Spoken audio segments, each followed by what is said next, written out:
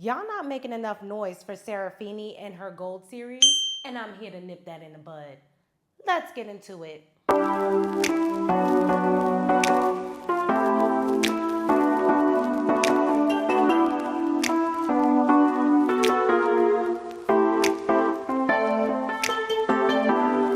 Gold 2 by Sarafini is a continuation of the saga following Gold, our fashionista it girl from Jersey that we love to love, and the people who orbit her world.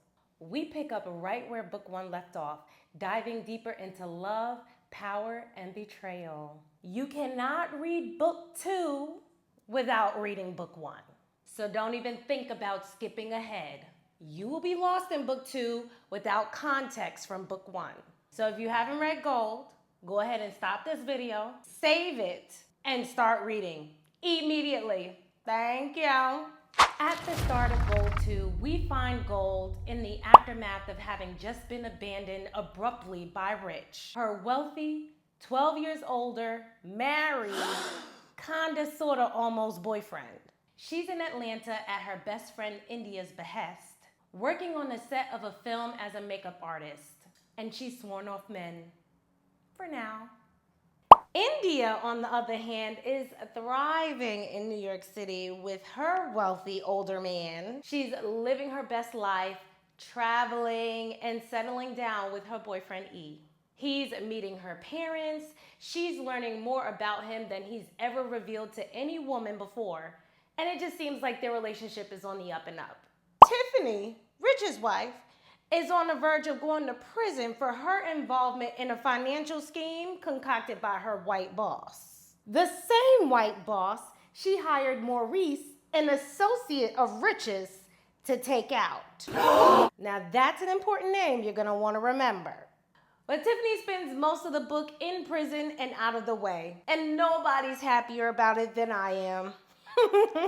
Kristen, who is one of Tiffany's best friends, who's kind of on the outs with her at the start of book 2, she's back with her husband, Robbie.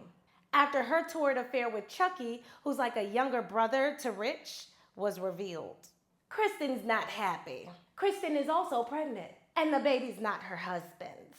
Uh-oh. So, when it comes to the character who I think grew the most out of the main players, I'm gonna have to give it to Kristen. She was able to courageously navigate the mess she got herself into and ultimately choose herself.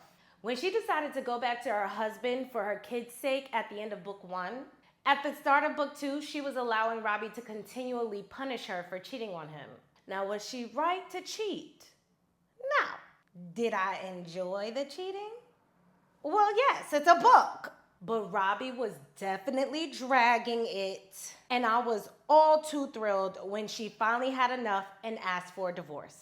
I mean, going to couples therapy and allowing the therapist to exclusively attack your wife in every session? Abysmal, Robbie. Abysmal. And I was so glad to see that Kristen decided she didn't have to put up with that. Not only did she start the divorce proceedings, but she also went back to the man who set her fire ablaze, Mr. Chucky. Now, he may be a few years younger than Kristen, but he knows how to handle that. Now, he may play a few games with Kristen when he's in his feelings, but ultimately, when it comes to her, the woman that he loves, he really don't play. And it just makes their relationship that more fun to read. Unfortunately, at the end of book 2, Kristen is faced with a brand new challenge. All thanks to her bastard of a husband who can't take an L like a man. And I'm just hoping that when it comes to book 3, that Chucky doesn't act his age. Rather, he steps up as the man in her life and walks with her through the fire. So, we'll see. The characters that disappointed me the most are E and Rich. Besties with not a single brain cell between them when it comes to the women they love, India and Gold. But let me whack E first. In book 2, E shows us that just because a man is older doesn't mean that he's smart or mature. Exhibit A. When India found out that she was pregnant and exhibited apprehension because A, He explicitly said in book 1 that he was not interested in having children. And B, she's in her early 20s, just starting out on life. He wanna cop an attitude at her even considering Delita's fetus. Like, my man, let's think about this. You decided to date a woman 12 years younger than you. Then, to make matters 1,000 times worse, she ends up miscarrying, and he abandons her for a security job protecting some attractive celebrity woman for a month. I just want to yank and drag him off the wall for that. Because how dare he? Oh, so you just gonna stop communicating with India during one of the most traumatic experiences of her life? And it's just more disappointing for me because they were the more mature couple in book 1. And it was largely because of E and his leadership in the relationship. So for him to ghost like he did is an impeachable offense. Grounds for permanent removal. Nevertheless, he did come back. They hashed it out. India forgave him, and they decided to move on. Exhibit B. India's in the middle of a fashion internship, and she was offered an opportunity to spend the summer in Paris. She doesn't feel like she's ready for it. She feels like her big break is gonna happen in New York. Even though for me reading it, it was a no-brainer. Like, sis, go to Paris. And honestly, her excuses felt like a cop-out so that she could stay with E. Anywho, India expresses her thought process to E, and in turn, he takes matters into his own hands by colluding with her parents to get her to take the opportunity in Paris and breaking up with her. So I'm like, what was all the relationship trial and tribulations for?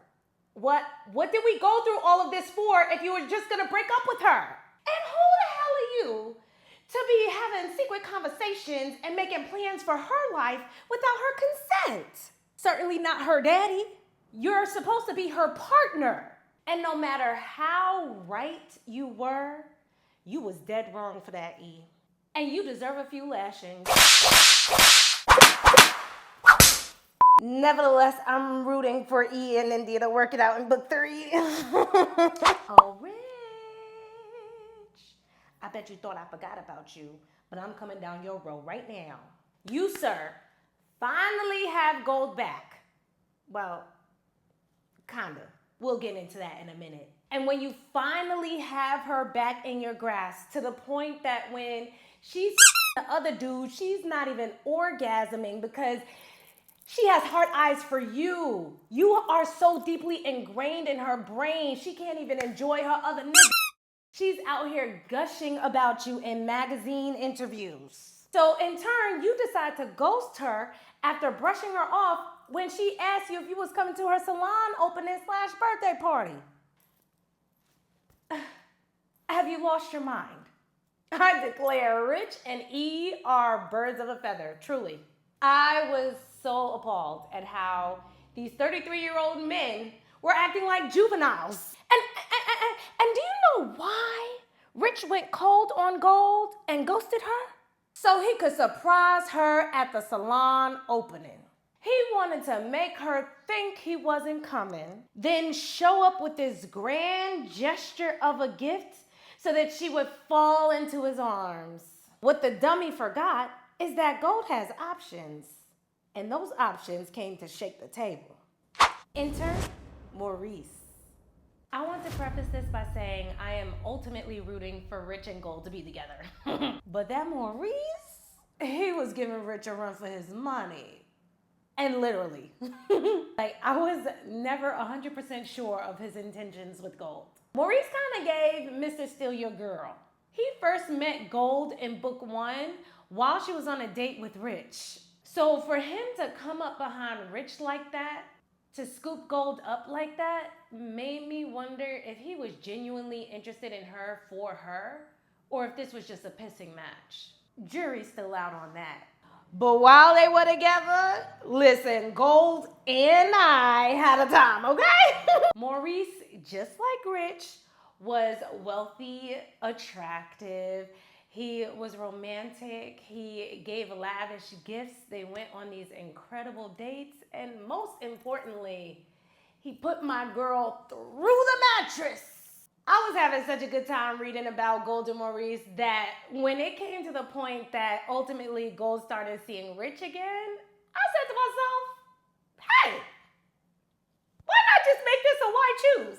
Sarafini, come on, 2 for 1.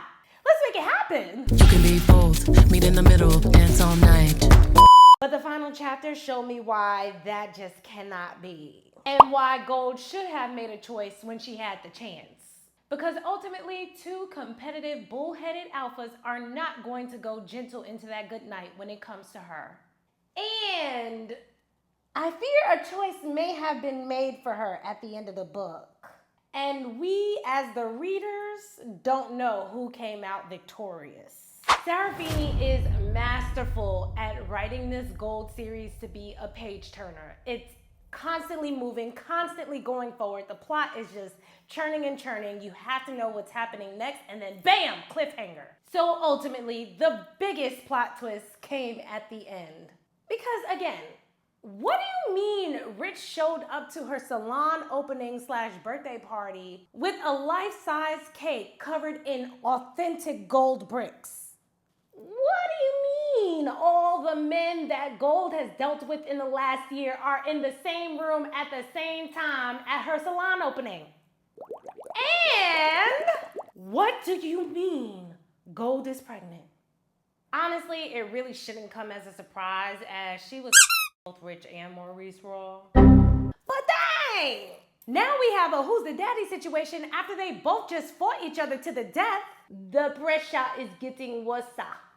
Okay, so to bring it down, to bring the pressure down, okay, to woo-saw a little bit, let's play a game of would I, could I, should I? Would you risk it all for Maurice and Rich? Would I? I'm not gonna lie. I think that I would. Especially if I was Gold's age. Me today, I wouldn't, but if I was 21, 22, hell yeah.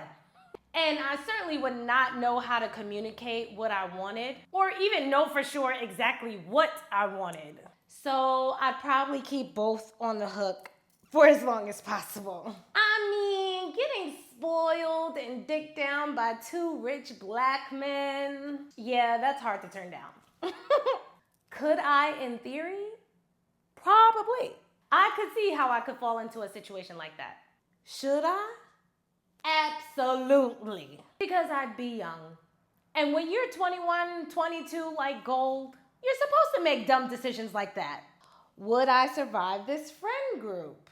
India and Randy are great friends to Gold. I would, could, and should be friends with them 1,000%.